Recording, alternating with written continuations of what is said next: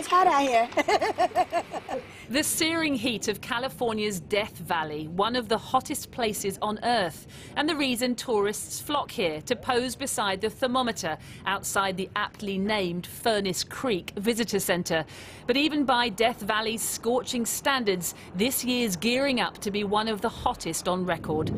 It's already touched 129 degrees. That's 54 Celsius to you and me, and that was before summer officially started. This is early to have this much of a heat wave. I don't know what the forecast is for this summer as far as whether it's going to be hotter than normal or not, but I would expect in a normal summer for this to just be the beginning.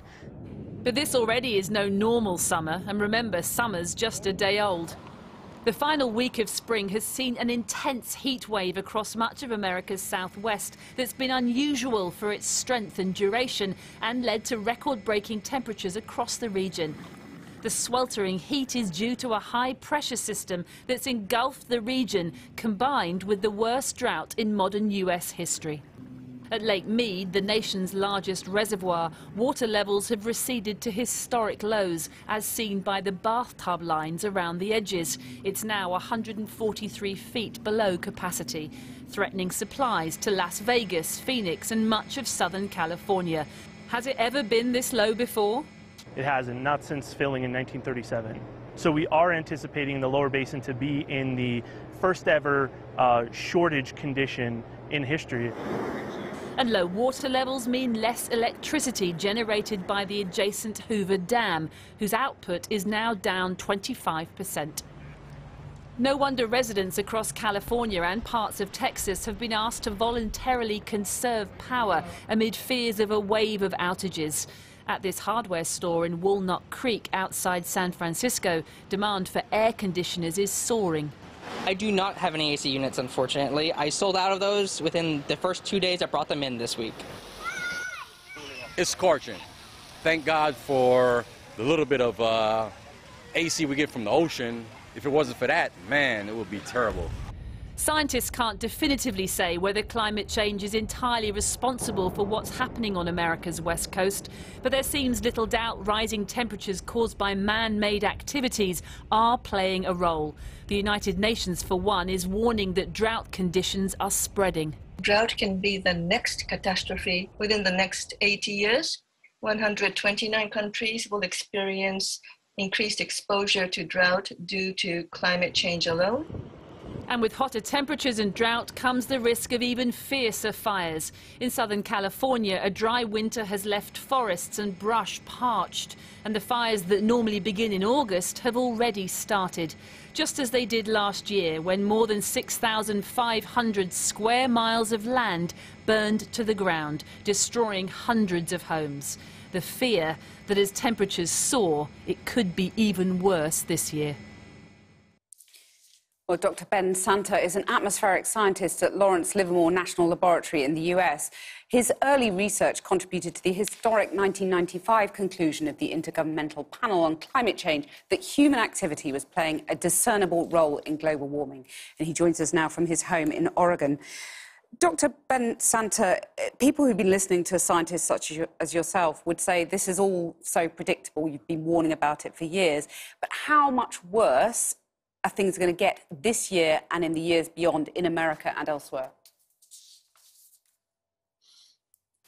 Well, we know beyond a shadow of a doubt that by burning fossil fuels, we're increasing levels of heat-trapping greenhouse gases in the atmosphere. That's already caused warming. And if we continue to have unrestricted emissions of greenhouse gases into the atmosphere, we're going to see continued warming over the 21st century. Best estimates, likely somewhere in the range of another couple of degrees Celsius warming if we do nothing to restrict emissions of greenhouse gases. And what that means is the behaviors we're seeing now will be commonplace. They won't be extraordinary. So what immediate steps do you want to see being taken in countries like America to address this? In the United States, unfortunately, climate change has been deeply politicized, and we've proved unable to effectively address the problem, to really do something at a bipartisan level to acknowledge the reality and seriousness of climate change and to reduce our emissions. That's what we need to do. But with Donald Trump gone now, do you have any confidence that Joe Biden is taking leadership and that he can corral the rest of the world to follow? He is taking leadership. He intends to make addressing climate change a centerpiece of his administration. Unfortunately, doing something requires buy-in from the other major political party in the United States. And at the moment, we don't have that. But ultimately, if you're a lawmaker, if you're a policymaker, you have to care about all your constituents, and your prime directive is to keep them safe from harm. Well, I would hope that all of our... Well, just briefly, if politicians don't heed your message and the urgency of that message, are parts of even places like California going to become uninhabitable really very soon? Well, this is not some vast scientific surprise. What we're seeing in terms of more intense, longer-lasting heat waves, extreme drought, these were predicted behaviors. They were predicted decades ago. We knew if we continued to burn fossil fuels, increase heat-trapping greenhouse gases, warm the surface and the lower atmosphere, this is the kind of behavior we would see. And we are. It's not a big surprise. So we have to do something about it now. And I believe it's incumbent on all policymakers in Washington to address this issue with some urgency. Dr. Ben Santa, thanks very much for joining us. Well, I'm joined now by the MP Caroline Lucas of the Green Party. Caroline Lucas, you heard that warning just there from Dr. Ben Santa. What needs to be done between now and COP26 to chivvy everybody around the world? Well, we need to galvanise action with more urgency than ever before. And I think one of the things we could do right now would be to put a down payment of trust, if you like. Developing countries are looking to us to deliver on the pledge that was made at the Paris climate talks 5 years ago, where we promised that we would be giving $100 billion a year by 2020 for developing countries. The rich countries haven't done that. The G7 didn't deliver on that. The Prime Minister has sadly destroyed any credibility he might have as host of the climate summit in Glasgow by cutting our own aid budget by £4 billion in the run-up to this meeting. So I think if the Prime Minister were to reverse that cut in our own aid budget, that will give a signal that he's serious, and we might just then be able to galvanise some money so that we could at least put that on the table for developing countries, show them that we're serious on delivering, and hopefully make a much better alliance with them to get some more ambition in Glasgow. But people might sit here and say, well, you're not in government. It's easy for you to hold ministers' feet to the fire. Are taxpayers prepared for the scale of investment that you're talking about or not? Well, look, it's so many times we've got the evidence to demonstrate that the costs of inaction are far, far greater than the costs of action.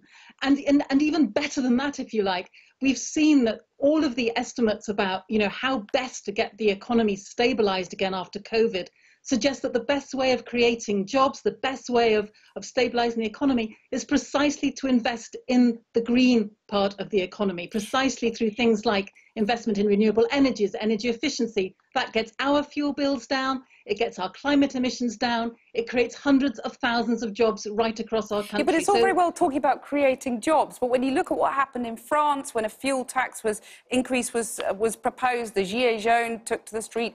All politicians remember what happened a couple of decades ago with the fuel protests here. It's not an easy task to sell this to the taxpayer, is it? Well, it certainly isn't if you go about it in the way that President Macron did, and you try to solve the climate crisis on the backs of the poor. And you don't need to do that, and you must not do that. You can do it in a way that is fair. There is so much evidence out there about how you can protect some of the poorest in this transition. Better than that, again, what you can do is make sure that they are the first ones to get the funding for the transition out of high carbon jobs into low carbon jobs, for example, that they get the support that they need to insulate their homes. Remember, the government's just torn up its Green Homes Grant, which was just absolutely unforgivable, this grant that would have enabled people to make the changes that they need in their own homes. But it's to do with